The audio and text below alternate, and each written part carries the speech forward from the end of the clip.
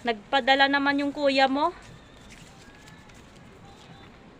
Ano ba tabraho ni Kuya sa abroad? Bakit siya ang daming nagpapadali dito ng pera, ate? Bunso. Naman, syempre, engineer ang trabaho niya. Ano sa isip mo, hold-upper? Magbihis ka na. Magala tayo sa festival mall. Sige na nga ate, wait lang kay maglilista muna ako na anong bibilin ko.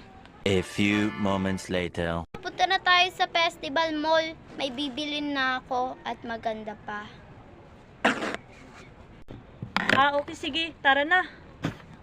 A few moments later. Ate, gusto ko din kumain dun muna. Mamaya na tayo gumala. Ate, bibilis na. Sige, kain na tayo. Ako na magpapayag. Yay! Librahan kita.